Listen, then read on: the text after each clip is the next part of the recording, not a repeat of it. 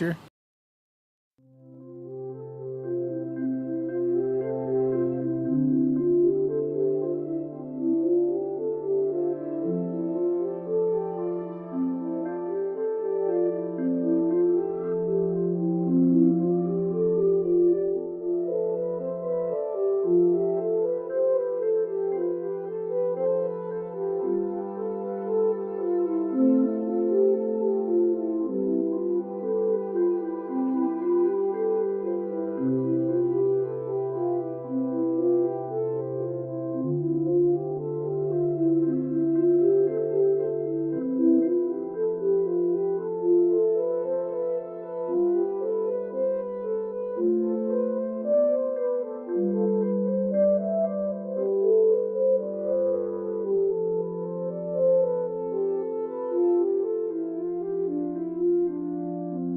Resources and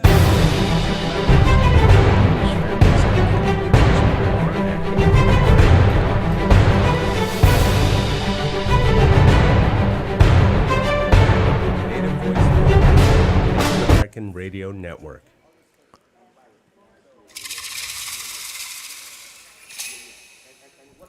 This is Native America calling live from the Democratic National Convention inside the United Center in Chicago, Illinois. I'm your host, Shawn Spruce. Even if Vice President Kamala Harris wins the White House, her agenda is dependent on what happens in current congressional elections. Since entering the race just a few weeks ago, Harris's favorability has risen in polls, and once weary Democratic candidates are starting to see her as a strength. As of now, Democrats are hoping to maintain their majority in the Senate and flip a couple of states for a majority in the House. That means congressional candidates will try to win Native votes like you in November. In this hour, we'll discuss what's at stake for Native issues when it comes to other national elections and whether Kamala Harris has enough momentum to make a difference in races other than her own. You can join this discussion by calling 1-800-996-2848. How powerful is the Native vote in your state? Give us a call. Let us know. We're at 1-800-99-NATIVE. Let's meet our guest today. Sitting next to me now is Neely Bardwell. She is the political editor for Native News Online, and she's a descendant of the Little Traverse Bay Band of Odawa Indians. Neely, hello, and welcome to the show. It's great to have you. Bonjour. Miigwech for having me. You bet. Sitting next to Neely is Levi Rickert. He's a friend of the show. He's also the editor and publisher of Tribal Business News and the founder, publisher, and editor of Native News Online. He is a member of the Prairie Band of Potawatomi Nation. Levi, welcome back to NAC. Hey, it's also good to be here, Shawn, and miigwech for having me. And, of course, joining us all week here at the DNC is none other than Shawn Griswald, our Native Vote 2024 political correspondent and an editor of Source New Mexico. Shawn, welcome back. Kashi, so happy to be here. Great to have you. And on the phone, we are joined by Pauly Deneclaw from ICT News. She is Dene, and she is here as an ICT News correspondent, and she has been attending caucuses and various meetings. She's also been in the convention. Pauly, welcome. How you doing? Hi, thank you so much for having me. Absolutely. Well, Pauly, I know your time is limited, and earlier this morning there was a second Native American caucus over at the McCormick Center, which is a little bit of a distance from the United Center where we're at now, but I know you attended that. Tell us more about the Congress people who attended. I know that there were some there looking to gain favor with Native voters. Yes, so we had Representative Sharice Davids, who was running for re-election in Kansas. She made an address to the crowd, as well as Representative Ledger Fernandez from New Mexico. And there was also another U.S. representative who was running for office. And so there were a number of congressional members who did come and address the Native American caucus this morning, and every 2 years they are, running campaigns for re-election, and so it is very significant that they did come to the Native American caucus. All right, Pauly, I'm interested in Jon Tester up in Montana. He's in the middle of a really tight race, and he's been a big supporter of Native issues over his career. Was he in attendance? No, he wasn't. I did not see him in attendance today. All right. Well, tell us more about the messages that these Congress people brought, and what did they specifically say? What are they looking for in terms of issues and feedback from Indian country that they're going to take forward? So, really, the big push today was that the Native vote is powerful, that it is influential. They did note the many states that did lead to President Joe Biden winning in the last election, and just noting how powerful the Native vote is and why it's so important for Native voters to get out to the polls, as well as recognizing the issues that happen when it comes to the Native vote and how it's being impacted by policy. And we see that in states across the country, whether it's not accepting tribal IDs or requiring physical addresses in order to get real IDs. And so, really talking about how, even though there are extra barriers, that Native voters do need to continue to fight those and go out to the polls and cast their ballots. Now, what do we know about how Native candidates are doing this election cycle? You mentioned Sharice Davids earlier. She's in Kansas, and she won one re-election fight. It was a close one. It looked really there for a minute like she might actually lose, but she was reelected. And what do we know about how she's doing now heading into November? So Sharice Davids has always had a very tough district that she continues to win over. She doesn't represent a lot of Native people in her district, and so she very much is focused on her constituents there and some of the issues that are important there.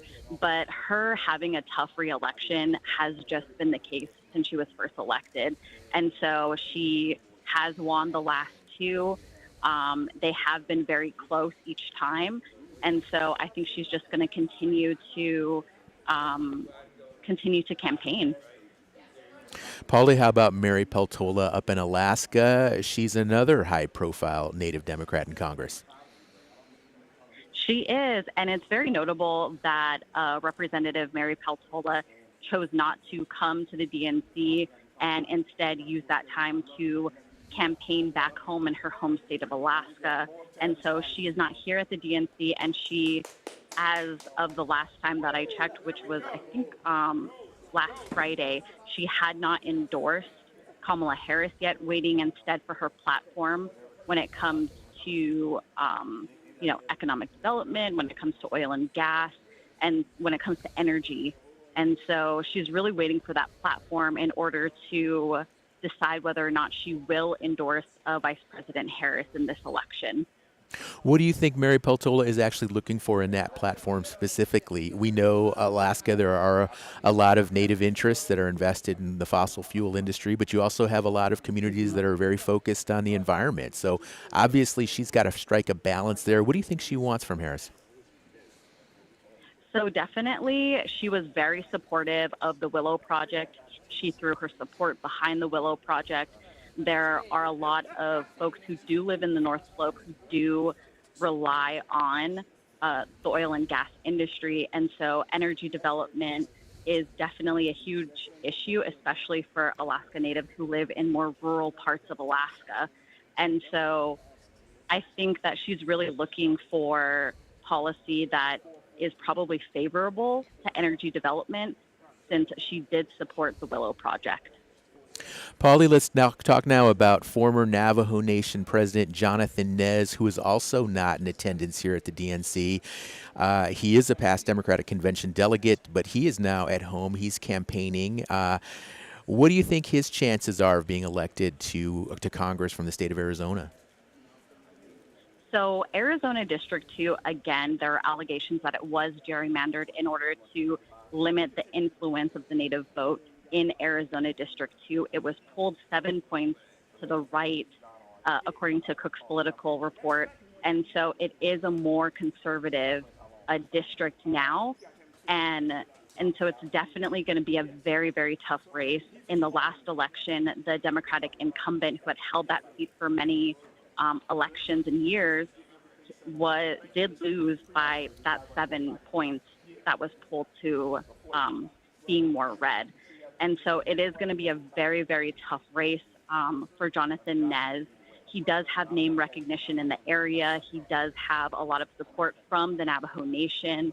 And one of the things that I think maybe one of the reasons why he chose to stay in Arizona is because he does need to keep campaigning and reaching out to voters, and especially non-Native voters, and making sure that they know who he is and what his platform is and what he stands for. All right. Now, we were down on the convention floor yesterday afternoon, yesterday evening, and the energy in this building is just off the hook. It's almost hard to explain, to quantify. It's just so enormous. So many people excited. We spoke with a lot of Native delegates from all over the country, and they're just super psyched. They're just super optimistic about the possibility of a Harris-Walz presidency. Paulie, what are you hearing at the caucus? Similar sentiments? Very similar sentiments. A lot of the same folks who are delegates who are in the convention are the same people that are here at McCormick Place, which is where the caucus meetings are happening. And there is a lot of energy in the room. A lot of folks are very excited about Harris-Walz. And although I will say I did talk to North Dakota State Representative Lisa Finley DeVille, who actually supported the reelection of Joe Biden and was a little bit disheartened when she found out that he had dropped out of the race. But then with the endorsement of Joe Biden, then through her support behind Vice President Harris. And so there were delegates here who were in support of the reelection of President Joe Biden. And when I asked her, some of the critiques around his age, she noted again sort of indigenous knowledge values of how important having elders is and their knowledge base. And so that was not a factor for her. All right, that's really interesting. Yeah, and we're not hearing a lot of that type of discussion here at the convention since the first night when President Biden did give his speech. In fact, he's not really been the focus of much attention going forward. So, Paulie, really appreciate you joining the show this morning. We're going to have to take a break here in just about a minute, but before we do, please let our listeners know more about how to access the ICT News Native Candidate Database. I know you've got that resource available. Yes, so the 2024 Indigenous Candidates Database is available. If you just go to the ICT website, any article that references Indigenous candidates will have a link to the Indigenous Candidates Database. And please, anybody, if you know of any candidates who are not on the list, please reach out to us at ICT, Paulie at ictnews.org. Thank you so much.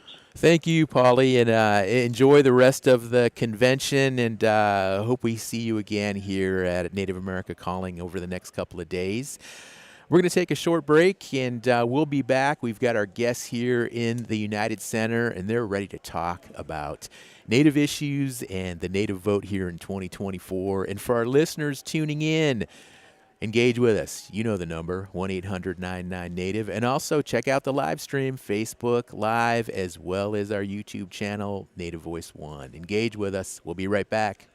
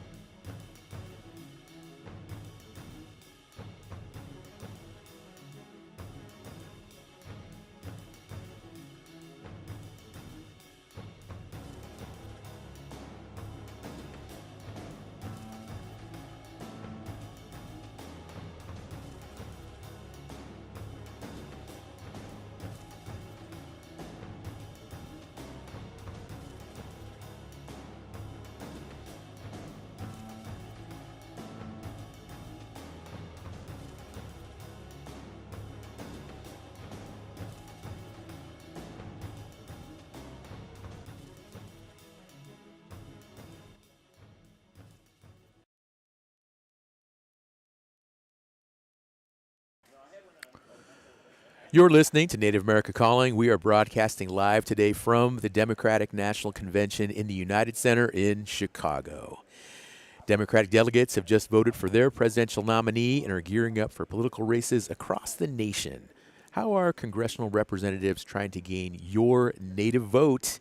Let us know. You can give us a call at 1-800-996-2848. That call will be connected to us here in Chicago, Illinois, and we'll get your comments, your insights, your questions on the air. Let's go down to Shawn Griswald, our political correspondent. And Shawn, you pretty much shut this place down last night. I saw you here still working away at like 11:30 p.m. You were pounding away on your laptop, writing content for Source New Mexico. But you also spent a lot of time on the floor. You were up in press row. You heard the Obamas. You were there. You watched them on stage. Just share with our listeners just what that energy was like in the room.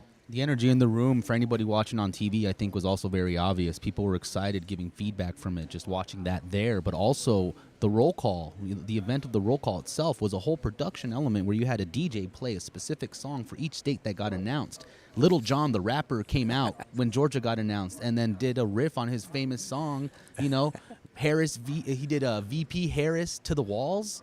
He didn't continue the line there, but he did it. Like where does that happen?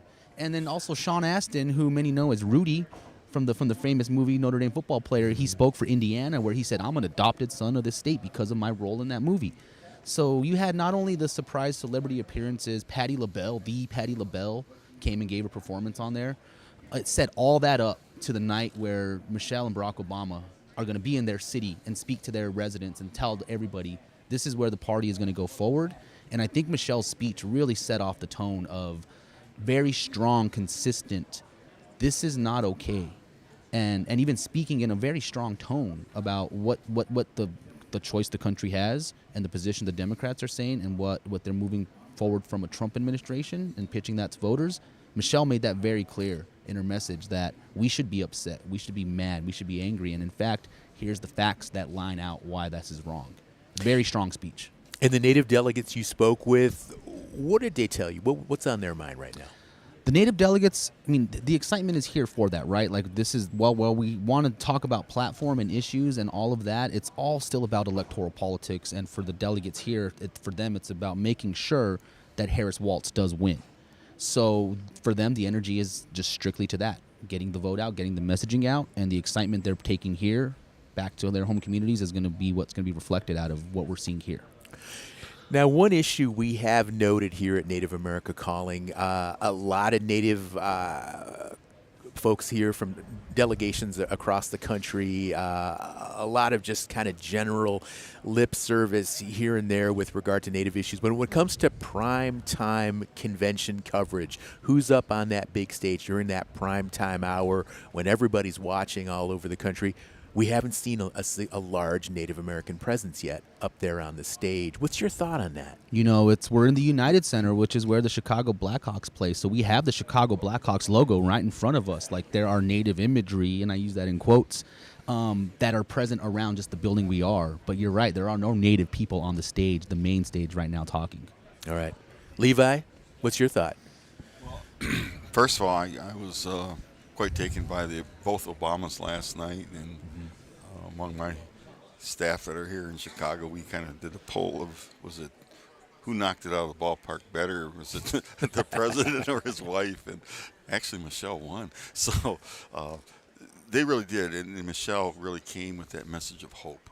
And I think that has been so lacking because the other side quite obviously wants to concentrate on the negative aspects of America, telling us that our economy's going down the tubes. In reality, it's one of the best economies in the world. Yes, prices are outrageous. We all know that, but there are things in place. So I think that the Democrats really do. They really do have a really strong message, and they're two key players, Barack and Michelle Obama. They did really knock it out of the ballpark last night.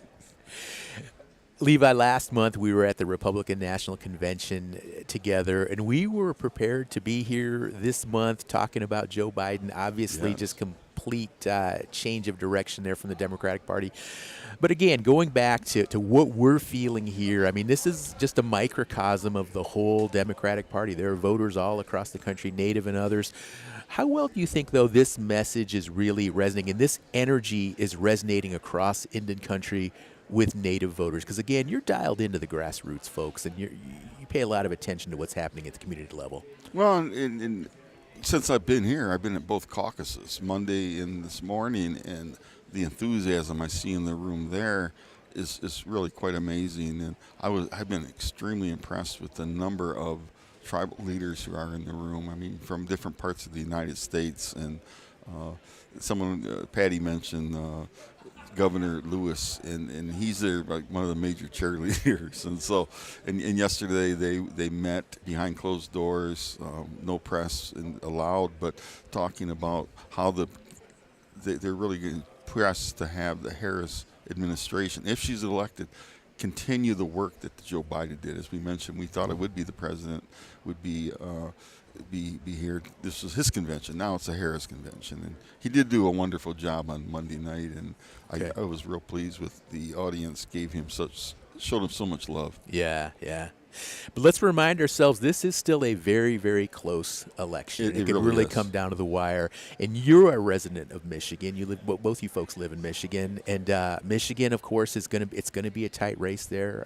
It definitely could go either way. What's your thought on how Harris is going to perform in that state? I think that Harris has a stronger message, and I really honestly believe that I really do believe Harris will take the state by 5 to 7 points. All right. Neely, the Native vote was a big factor in both the 2020 presidential election and also down ticket races. Can we expect the same in 2024? I think we can expect the same in 2024 because, in 2020, we saw record turnout for Native people. There was a lot of organizing to get Natives out to the polls because in a lot of areas in this country, access to voting and access to registration as well is very, very limited, especially out on the reservations in North and South Dakota, and even in Arizona as well. So there's been a lot of efforts to make it a little bit easier for Native people to vote. So I think there's a reason the government has tried to suppress our vote. It's because it is so powerful. We saw in 2020 that it really heavily influenced a lot of elections, and I think in 2024 it will be the same. And I think Republicans know that. I think they know that, and that's why they're trying to suppress it so hard. There's been a lot of issues of voter suppression across the country. We've covered a few. Case of voter suppression in Michigan was uncovered. I wrote a story about it earlier, I think a month ago, in Mount Pleasant, and also on the Onondaga Nation in New York as well, that have since been remediated. But I do think Native people are heavily influential. I think we just need to remind ourselves that our vote is powerful. And I do know that there is a lot of apathy when it comes to voting, not only in the Native community, because for so long we have been told that our vote doesn't matter. We have been told that we shouldn't vote, or the people we're voting for don't care about us. And I think in the past 4 years with Joe Biden, he has made record investments in Indian country. We have seen billions of dollars invested in Indian country. We have seen more conversations with tribal leaders at the federal level. We have Deb Haaland as the Secretary of Interior, and I think we've made huge advancements in the past 4 years, and I think Indian country, seeing those advancements, that has really helped us feel more confident in our ability to exist in the nation, and I think I hope we're going to carry that momentum forward into November. So do you think it's possible that we will see a higher Native vote turnout in November than we've ever seen before? And to make that happen, what more can the Democratic Party do to get that message down to the grassroots level, because I shared earlier in the week, I was at Indian Market in Santa Fe over the weekend, and I spoke with one person who was just, I'm burned out, and I don't trust a lot of these politicians, and I think they pretty much just tell me what they think I want to hear, and they're out of touch. And even here, walking around this room, it's exciting, it's energizing, but we're a long ways from the res right now. Let me just say something. I think one of our secret ingredients this year is Peggy Flanagan up in Minnesota. I was talking a week before Kamala Harris picked Jim Walz to be governor, and I was talking with Chairman Ben Barnes, and so I was interviewing him. He said, "You do know, Levi, if Tim Walz becomes vice president, Peggy Flanagan becomes the first female Minnesota governor." And he said, "You know about that, right?" I said, "Well, we actually have a story ready to go up tomorrow." But seriously, and he said, "You do know that that's going to trigger a lot of Native Americans." I think the media needs to get it out that those Native Americans who have not been paying attention to the election, with that factor, I think that is a hidden ingredient that will really prompt Native people to go vote. Because as we heard at the caucuses both days, a vote for Kamala Harris, a vote for Tim Walz is really a vote for Peggy Flanagan becoming governor of the state of Minnesota, the first female Native American ever governor of a state. Okay, Neely, I want you to chime in, and then we're going to go back to Shaun. Yeah. So, obviously, every year we hope to see more and more turnout until it gets 100%. Obviously, that's a dream to see 100% voter turnout. Anywhere. But I really think that it will be higher this year, especially with a lot of the efforts that have been done to combat the voter suppression in Native communities. I just saw this morning the DOJ approved satellite voter stations in, I think, South Dakota. So I'm hoping that will really encourage Native voters to really get out and vote and make the trek that is sometimes so long for them to make it to polling stations, and really get out there. And I hope these efforts start to help Native communities feel heard. I think something that is lacking so far at the DNC is mention of tribal relations, tribal politics, Native issues. We did hear, what was it?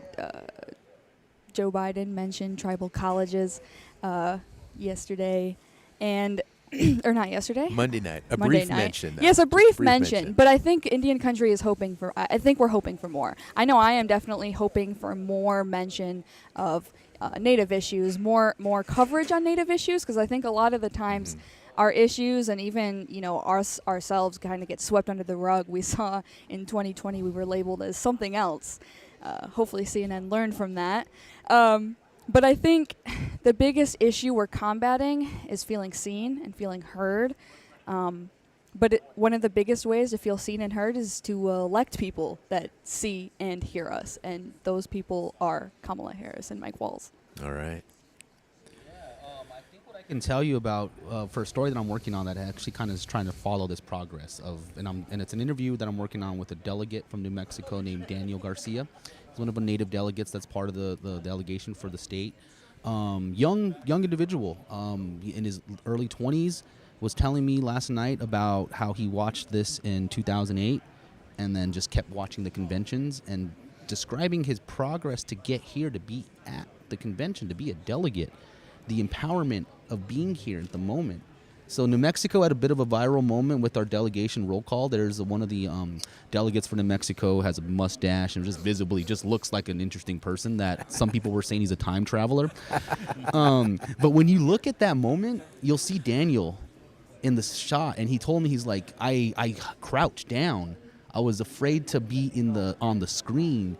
And he was still stuck on that, like, why did I crouch down? Because I'm here. I deserve to be here. I won a delegate election to be in that place. And he's like, you know what? I was nervous, but I thought about what my grandma taught me.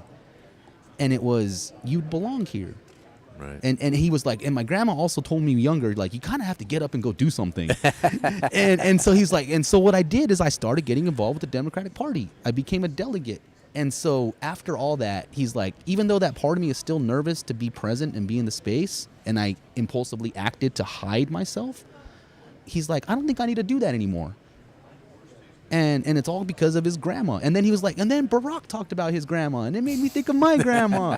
and then now I just think of my grandma too. But you know, that's what resonates with people, right? It's those stories, those personal Yeah. stories, and making that connection. And of course, Obama is a master of that, has been his whole career. Shaun, you mentioned New Mexico, and let's talk about the 2nd Congressional District in the state. There's a tight race. The Republican challenger, Yvette Herrell, is enrolled Cherokee. Do you think Native votes will make a difference in that race? You know, Yvette Herrell's interesting in that she is enrolled Cherokee, but does she claim it? Does she push for any issues that are for Cherokee people? And I think that that's a conversation that a lot of Cherokee people will have internally and understand that. But for New Mexico, there's not a Cherokee Nation tribe in the state, so she doesn't have that established background there. And also, actively right now, Yvette Herrell is in Las Cruces campaigning with the Speaker of the House, Mike Johnson. And so she's aligned herself with the Republican party, the apparatus of it all. And it's going to be up to Native voters to decide if that's what they want. But it speaks to the diversity of who we are as Native people. Okay. What about southern New Mexico? Because one thing that's interesting, I think for people who don't know New Mexico well, you don't have a huge Native American presence in southern New Mexico. I mean, there's Mescalero, Apache, some Navajo land here and there. But beyond that, most of the Native presence is really in the northwestern part of the state. How do you see southern New Mexico impacting the congressional races, specifically with regard to Native issues? Specifically with regard to Native issues, I mean, you have to remember Isleta del Sur is there, so even though that is just on the side of Texas, it's not an established tribal nation, but it's part of the coalition of the 19 tribes in New Mexico, so they consider themselves 20 when you look at the All Pueblo Council of Governors coalition. And also with that too, though, you have to look at what the issues that matter for people that connect to Native folks. And in southern New Mexico, it is about water, and it is about the environment. And those are Native issues. And those are things that Barack Obama spoke about yesterday when he mentioned that Americans want access to clean clean air and clean water. While those are Native-themed topics and not specifically coming from a Native voice and viewpoint, that's ultimately all we've ever been fighting for. All right. We're going to take another break here. We come back. We're going to continue this conversation from the United Center. This is day 3 of the Democratic National Convention, and it is really heating up here. Every night, the speeches just get a little bit more amped up. The celebrities become a little bit more high profile. The speakers are a little bit more high profile as well. And we're just gearing up for another evening here on the convention floor. We're going to be covering this event throughout the whole day. Of course, we're broadcasting live now, but we're going to continue to cover. We're going to continue to post information on social media. So we encourage all of our listeners, all of our followers, check it out because we've got ongoing coverage as well as what's happening with National Native News. So we're going to give you as balanced and as comprehensive coverage from a Native perspective as we can here at Native America Calling. And we encourage our listeners to just follow us and just engage. And also, we've got the phone lines open, folks. What are you waiting for? Give us a call. I'd love to hear from Chanupa again, or maybe Michael listening in Jemez, Pueblo. Call us. Indigenous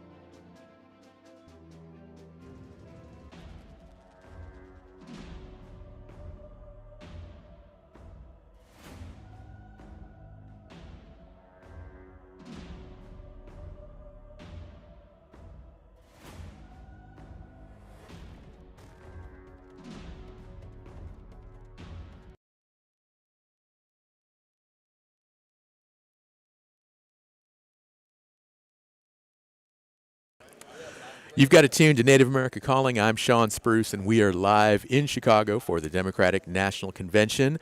We're hearing about some of the congressional races that are notable and in play and why they're important to Native voters. You can join the conversation by calling 1-800-996-2848 or just 1-800-99-NATIVE. Indian Country, I'm talking to you. Give us a call, engage with us, share your comments, share your thoughts, share your insights. And Levi, I want to talk with you more about Jon Tester up in Montana. We spoke a little bit with him about him earlier with Paulie. And of course, Jon Tester is not a Native American senator, but he does weigh in heavily on a lot of Native issues up in Montana and elsewhere. He's on some high profile committees that impact Native issues as well. He's got a tough race. What do you see happening, and how much of a boost do you think he's going to get from a Harris-Walz ticket? I'm not sure he's going to get a boost from the Harris-Walz ticket. However, the Native vote is so critical to his race. Let me tell you what happened in the last two elections. In both cases, they were very razor thin. 50.1% he won by, I think in his first. He won by 50.3 the next. They could not call that race until the following morning. When the Native American vote came in from the reservations, and that lets you that really speaks to the power of that Native vote. And so the Native American vote, he was, I got an email over the weekend where he was out campaigning on a horse with some people on some of the reservations, and I think that he on purpose did not come to the convention just to kind of keep himself distant. He is in a very heavy red state, but and then his opponent is actually a transplant. And just last week he sent a letter to the GAO asking for an accounting of where is the money going that's been allocated to Native Americans, because it's not trickling down to law enforcement. And so I think that we ran a story about that. It's gotten some really good play. A lot of readers have read it, and I think that he's demonstrating that he really does care about Native Americans. All right. Let's take a caller now. Sherry, who is White Mountain Apache and listening on station KNNB. Hello, Sherry. Thanks for calling in. We've got you on the air. Hey, good morning. Good morning. Well, I just wanted to say, I watched the Democratic convention last night, and I was just amazed. We really need to step up and cast our own votes, to give our voices, let our voices be heard. Not only us as, Apaches in my community, but I think just Native community across the country. We really need to, if you haven't cast a vote, or even just getting in and supporting whoever you feel you need to support, that's fine. It's just I felt a whole lot of love, and I just felt so emotional just listening to what you had to say. And for me, being a Democrat, I will support who I feel I need to support. So anyways, I just wanted to say that, the Native voice needs to be heard. All right. Well, Sherry, stay on the line, because I want to ask you, we've been talking about in some Native communities, there are challenges with voter access. And where you live in Arizona, do you experience any challenges for folks from White Mountain Apache who are trying to vote and maybe have challenges? Have the opportunities to do early ballot, or, we can just go to the polls. The polls are in locations that are really convenient for us to access. I just don't know what the problem is. I just hope that those that are listening in my own community know that, it's important that we do voice and vote. All right, Sherry, really appreciate you calling in. White Mountain Apache listening on KNNB Radio. And we've still got time for more calls. If anybody else would like to join the conversation, 1-800-99-NATIVE. Just hit that on your touch screen there on your smartphone, and you can connect with us here at Native America Calling. We're in Chicago, Illinois right now, covering the National Democratic Convention. 1-800-99-NATIVE. Neely, I want to talk with you a little bit about Michigan Governor Gretchen Whitmer, because she's another big star in the Democratic Party. There was also some buzz that she could possibly have been Kamala Harris's VP pick. But I want to know, what's her track record on working with the tribes in Michigan? So Gretchen Whitmer, like Joe Biden, has made a considerable effort to make sure tribes are involved in conversations at the state level. Something that has always been an issue is the disconnect between the 12 federally recognized tribes in Michigan and the state government. Just like there's disconnect between all of the federally recognized tribes in the nation and the federal government, there's the same thing at the state level. And something that I have seen is just an increase in wanting to have a conversation. In Michigan, we've seen a few bills come out of our state legislature making sure that boarding school history is being taught in K through 12, which is something that is so critically important. Just educating the state on our rich history, making sure that people know that Native people still exist. I've talked to a few people. I went to Michigan State, right? And I've had conversations with people that didn't even know Native people still existed. And I think that's one of the big issues, but a way to remedy that is by having conversations and making sure that Native people are in the room where those decisions are being made. And I think Gretchen Whitmer has been a huge catalyst to making sure that those tribal leaders are, in fact, in the room where those decisions are being made that do affect the 12 nations in Michigan. So I think in that sense, she has been very, very, very helpful. All right, let's take another caller. This is Hal, who's listening in Albuquerque, New Mexico on KUNM. Hello, Hal. Welcome to the show. Hey. Well, thank you so much. Thanks. I just wanted to point out you were talking about New Mexico's 2nd Congressional District, and there are Zuni Pueblo is in that district, and Sandia Pueblo is in that district. So in addition to the Mescalero Apache, and I want to point out that Yvette Harrell, when she was Congresswoman in the previous cycle, she brought not only zero money to the tribes in CD2, she brought no money to the district at all. Absolutely zero. She's a Marjorie Green-style MAGA Republican, and so she does not only nothing for the Native people in her district, she did nothing for the white people, she did nothing for the Latinos in her district. She wants to shut government down and not help anybody. Thank you. Yeah, to Hal's point about the congressional district, it's great context to add and something we didn't really discuss when we were just talking about southern New Mexico. But so what Paulie was discussing with gerrymandering, the Democrats in New Mexico got accused of gerrymandering Congressional District 2 to add more Democrat votes in. What Hal just mentioned is true in that Congressional District 2 now splits the Zuni Pueblo. Zuni Pueblo wanted in redistricting efforts to get two representatives. So Zuni Pueblo is represented now by Congressional District 2, which is currently Representative Gabe Vasquez, as well as Representative Teresa Leger Fernandez in Congressional District 3. That was what they wanted. And then also it did bring in more sections of Acoma and part of those sort of I-40 corridor pueblos that, if we look at the numbers in the polls, did actually give Vasquez the victory. It was a very close margin. Hundreds of votes separated them, and those Native votes, as we're speaking of the power of Native voters, did impact that race. And so it's going to be, we're talking about the same thing again, and I appreciate Hal for bringing that context up, because that is very true. Yeah, great insight. Appreciate it, Hal, listening in Albuquerque on KUNM. And Levi, let's just go a little bit north here up to Wisconsin. Tammy Baldwin, she is a Republican target for flipping. Does her campaign look to Native voters to help with her reelection strategy? I believe so, and the Native vote in Wisconsin really is one of the reasons why Joe Biden is in the White House now, and that was a really paper-thin margin as well. And I would tell you that she's reaching out to the tribes, and the tribes have been engaged, and I think that will be very helpful. Levi, what do you see on the campaign trail for Indian country in the next few months? Because I think a lot of these candidates, and especially the Vice President and Governor Walz, they're a little tight-lipped in terms of where they're going to be going. But have you heard any buzz in terms of what Native communities they might visit on the campaign trail?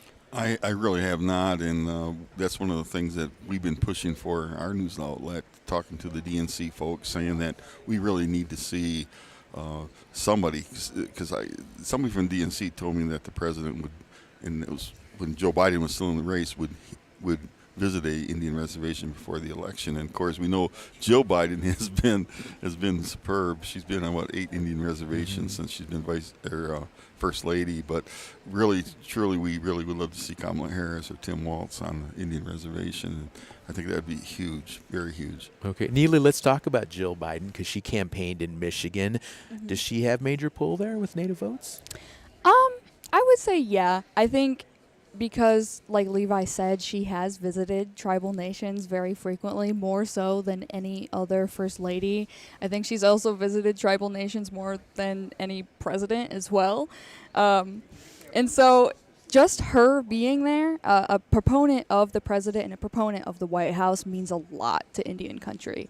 When these candidates, when these officials visit reservations, when they visit tribal governments, when they have conversations with tribal leaders, that shows Indian country that they care. That shows Indian country that they hear us and they want to hear about our issues and do something about it when they go back to, the government, when they go back to the White House, or when Jill goes back to, the White House with Joe Biden and they sit down in bed, she's going to say, yeah, I had this conversation with, these tribal leaders and this is what they told me they wanted to see, right? And so having presence from these high positions means a lot to Indian country, and I think she can, really make a difference in this election. Neely, one issue that just continues to challenge candidates year after year with elections is how do you engage young voters? And even though, go ahead. Yeah, for sure. As a young person myself, I'm 22, so I've been mistaken for, people's children and still today, but I am, young person, right? And so I think, as young people, the 18 to 25 age range has always had the lowest voter turnout. And that is, there's no secret as to why. There is a few different issues, right? A lot of time in November, college students are in, their college towns. They're away from home. They don't know that they needed to re-register if they're going to vote in their college town, or are they going to go home? Do they have access to go home? Well, they got to fill out an absentee ballot. How am I going to get my absentee ballot?